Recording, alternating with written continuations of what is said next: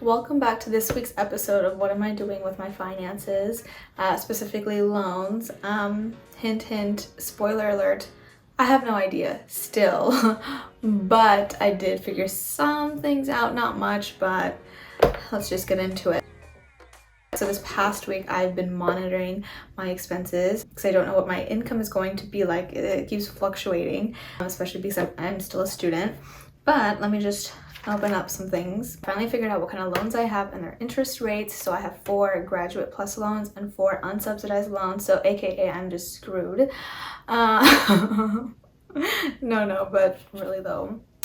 I still have yet to talk to a financial advisor and figure out the best repayment plan for me, especially like I am taking a gap year while I'm applying. I just want to see what my options are and what makes sense based on my financial situation. So that is still pending. Other things, I've just been monitoring what I've been spending my money on, which I've just been limiting to groceries and utilities and stuff like that. So it's only been the first week in October and oh, have I done some spending. Not on purpose. These are not things I want to pay for, but I broke it down to 4 categories. We have utilities, groceries, necessities, and miscellaneous. So utilities ended up being $109.80. Groceries, $128.66. Necessities, so what do I count as necessities? So like household items like cleaning supplies and things like that, and skincare. Yeah, I can explain that one. That came out to $75.79. And miscellaneous is obviously the things I don't need but ended up spending money on anyways. That ended up being $87.08. So utility bills, I mean, that's not avoidable. Groceries, so that one's a little bit difficult. I don't eat out ever at all, and I am trying to make some gains in the gym. So I'm very into weightlifting, and that requires a lot of food and a lot of protein. So that's why the groceries, especially like week 1, has already been high. I hadn't gone grocery shopping for like a while, so I definitely had to replenish, but I do want to see how much I end up spending on groceries a month, because this also doesn't include my Costco shopping yet. So for necessities, like again, household items and like skincare and like health things. So I ran out of detergent. There was another thing I ran out of that I had to restock, but then skincare. The last time I purchased skincare was March. And so it did last a while, and now it's like the time of the year again where I have to restock those items, unfortunately. So yeah, that came out to that. And then miscellaneous. So I had ordered curtains for my room and from Amazon, and I returned them, but for some reason they didn't find it. Like it came up as like I did not return it. So they ended up charging me $30 for those curtains, though I did return them, but it is what it is. And then again, I don't like eating out in general, but I will like eat out for like special occasions. So there was a special occasion, and so I did eat out, and I got food for my housemate. And then there was one more thing in the miscellaneous department, which is why it's like $87, and I don't know why. But anyways, all of those 4 categories added up, it's $401.33. And that's only week 1. That's my spending in week 1. And none of these are like outrageous. Like I haven't gone and like Ubered or anything. So it's just crazy. Like the cost of living, it can't, I mean, it's still affordable, but it's not like my income matches these living costs. So upcoming costs, oh boy, are there a lot. But one of the things, so we all know, I've mentioned this a bajillion times already, that I'm applying to dental school in June 2022. And something that I had been going back and forth on is retaking the DAT.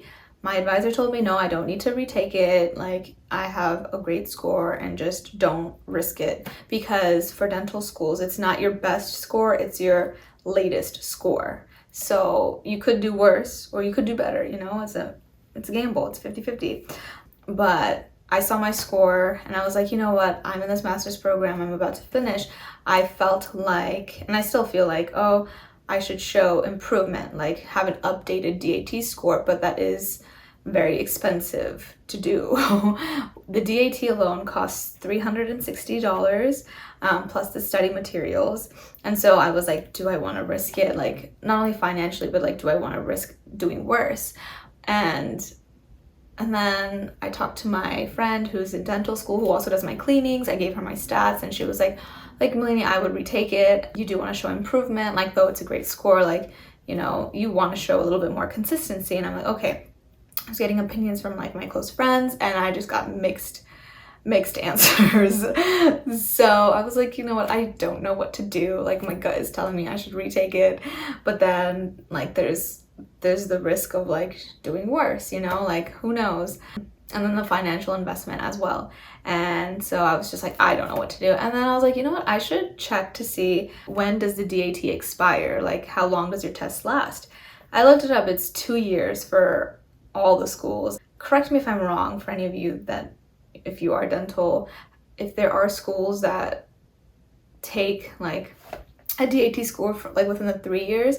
I was under the impression that it did like 2 to 3 years, but no, I found that it was only 2, and I took it in January 2020, so it expires January 2022. So that really solidified that decision. So yes, I am retaking the DAT. The cost for that will be $360 plus the study materials, which ends up being around $500, plus another study material that I used that was really helpful. I think that was like $60. So it's a decent, like almost $1,000. And then applications are gonna cost around $3 to $4,000. So I moved to the Midwest August 2020, and when I moved, I literally had no winter gear, and all winter I only wore robes. And because I didn't have to leave the house, so I never wore like jackets, coats, like snow boots, nothing. Like, I had nothing because classes were online again, and I didn't have to leave the house for any reason. And grocery shopping, I mean, okay, that, but other than that, I really never left my house those few months. I don't have winter gear, so I need a winter coat now that I have to leave the house. I mean, that's a good thing, but like for work and like just seeing friends and stuff, like I need a winter coat. So I'm on the hunt for that. I don't know how much that is gonna cost.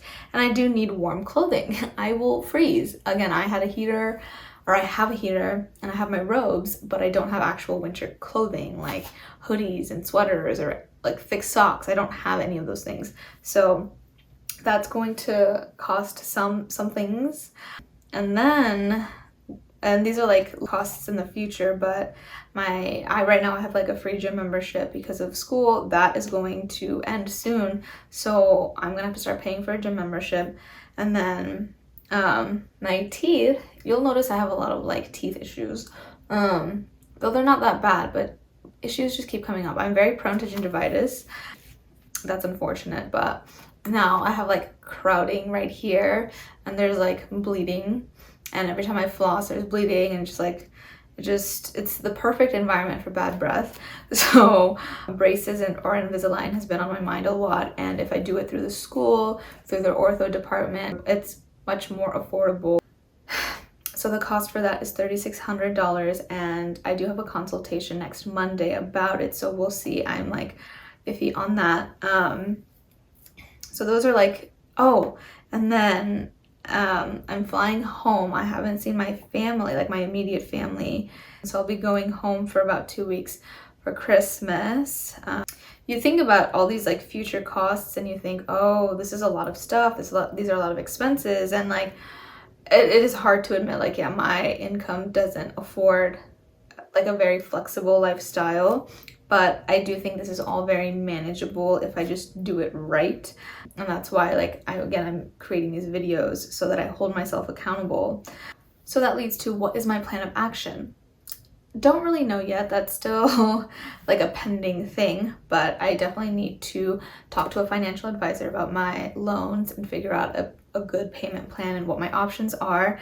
I definitely need to monitor my income right now. It's very fluctuating because of all the things I mentioned in the previous video, and I'm still a student, and I know that I'm going to graduate in December, so I'm going to go full-time.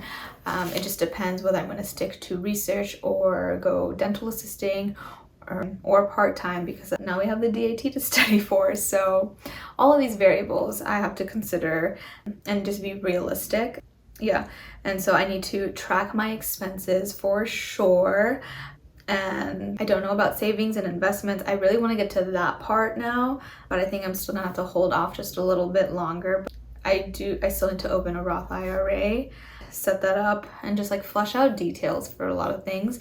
Oh, something exciting. I asked for a credit limit increase and I qualified. So I didn't get the amount that I wanted initially, but I got like a really good number and I'm really, really happy. And I was like, yes, like adulting. So yay, I'm excited. I've had the same limit for like 3-4 years now and I never asked for an increase, but like now it was like let's get it done.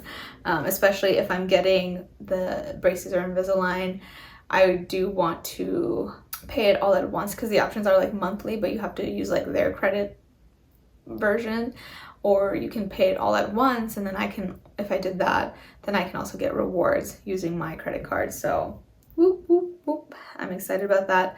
Those are the updates I have for this week. Did I save anything? No. But did I make a lot of purchases and paid those off? Yes. Next week, I don't know what this week is gonna be like. Yeah, hopefully I have like more saving-esque things for next week. So yeah, stay tuned until next time.